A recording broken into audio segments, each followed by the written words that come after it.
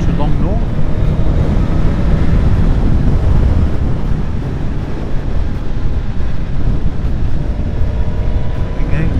Just to reiterate that we seem to be doing our regular loop but in the reverse, so you may have seen these roads before. I should have actually filmed when we went through Hume. There was I think it was called Bankhouse Farm. There was loads of camping there. I can't believe that people are already camping this time of year. With the weather being so cold, I'd be freezing. I don't do very well in cold weather. I prefer the warmer weather. So generally when we go on holiday, I like to go for the beach holidays. Go to Mallorca at 36 degrees Celsius or so in my element. Just really enjoy it. Mind you, I don't like to sit in direct sunlight, I prefer to sit in the shade. Well, actually, do you know what? While we're talking, something's just crossed my mind. I'm not sure if anybody else has had this recently, but I placed an order through Amazon. I bought for my other half, I bought her some Clinique products. And when the products arrived, the one was broken, the lid was broken. I couldn't unscrew the lid. The other product, it looked so fake, it looked completely different from what was advertised on the Amazon website. And when it had arrived, the pump on the top of the facial soap had been taped over, but really poorly taped over, and then there was a sticker over the barcode trying to extend the expiry date of the product. It looked so dodgy. Anyway, I tried to return the products on Amazon and I couldn't. There was nothing I could do. I even tried leaving reviews. So the one review went through, the one where I mentioned where the cap had broken, but the other one where I questioned the authenticity of the product, that review was withheld, and I received an email from Amazon saying that they weren't posting my review. So yeah, for anybody using Amazon, just be aware that I think they may be selling fake, counterfeit products. Be very, very careful.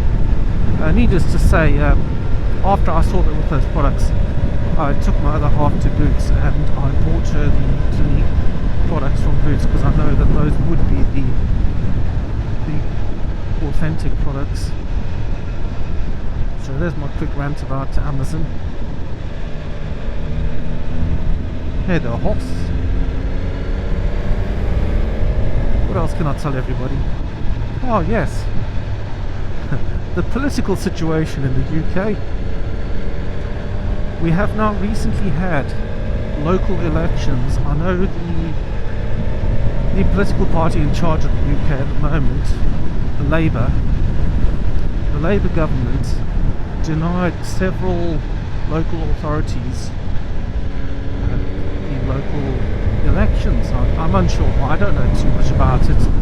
I don't delve deep into politics. It's not one of the things that I enjoy looking at. I just know that the politics of the UK it's quite polarised at the moment. But what was interesting to note is in the local authorities that did have their local elections, I was astounded to see how the Conservatives, I think they've lost all, or most, if not all of their backing. It was unbelievable to see the results. So I think the top two parties at the moment are Labour and Reform. Conservatives are so far behind. Yeah, unbelievable. I always used to vote for Conservatives, but in the last 5 to 7 years, I'd say things haven't been that great in the UK politically. And I know a lot of people feel the same as me, that regardless of whether you vote for Conservatives or Labour, they are a uni party. You'll still get the same left-leaning government. And I think people are just sick of all the nonsense that's happening at the moment. and they're voting with their feet, and yeah, I think the results speak for themselves. So yeah, watch this space. The Labour government still has a number of years to remain in power, and I have seen little snippets on YouTube where the Labour Party, I think, have realised, you know, their stance on certain things in the UK, like the people entering the country legally. I know a lot of people here in the UK are upset by that, upset that they're having to fund it. It appears that the Labour government is now backtracking on their previous stance, probably because they've seen the polls, they've seen the election results, and it probably scares them. Anyway, yeah, there's my 2 pence worth about the current political situation in the UK. Then we also have the landlord issues. As I've mentioned previously, I am a landlord, and I am getting hit hard by the tax man. I would say almost unfairly, because if you have a limited company, the tax structure is different than if you're a private landlord, and it's only because the government wants to get rid of the private landlords and bring in all the large corporations. He's waving. He's quite happy, wasn't he? So yeah, it'll be interesting to see what happens in the future. I wonder if the government will in the future change their stance on landlords. I did see, again, I saw a little snippet of, I don't know if this is true or not. The snippet I saw mentioned that Reform Party, oh wow, look at that, what a fantastic view out there. That is fantastic. Wow, miles of road.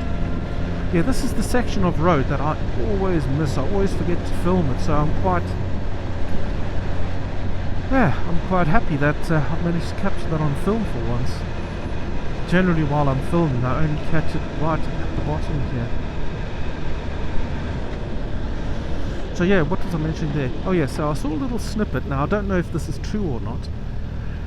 With Reform, or somebody was commenting that Reform, the political party Reform, was going to reverse the recent government decision to not allow private landlords to deduct the mortgage interest from their taxable profits. So that's what I was saying, it's different for private landlords in the UK as opposed to large corporations or limited companies that have houses, where a limited corporation or limited company can deduct the mortgage interest payments from their taxable profits, whereas private individuals, private landlords, are not. And it seems a bit unfair, but it's been this ploy by the government, and this has happened since 2017. So it hasn't been a quick thing. It's been a long time coming, but it is quite unfair. And it's almost as if it was designed to squeeze out these private landlords. But I think the tenants that have been shouting for this and baying for the blood of private landlords, they don't realise what's coming next.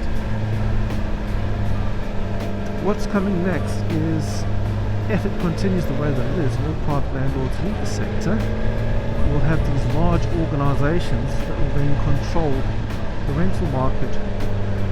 We all know what happens when large corporations, if there's a minority number, let's just say it's like, let's say price gouging, I've forgotten what the word for it. They inflate the prices unreasonably so. Much like, I think it's like Google and Microsoft, you know, they've always been hauled over the coals by the EU as regards pricing, etc.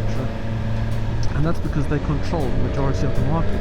Now, if the same thing happens here with landlords, and I mean large corporations that own properties, exactly the same thing will happen to the tenants. And I don't think the tenants realise that they're paying for the blood of private landlords, but you know, the end result's going to be the same. It's going to be the tenants that lose out. So something needs to happen there. I don't know what, but yeah, watch this space maybe over the next few years, and things will change again. Anyway, we are pulling into Longnor, and we're going to stop at our favourite little cafe, the Cobbles Cafe, which is just up there.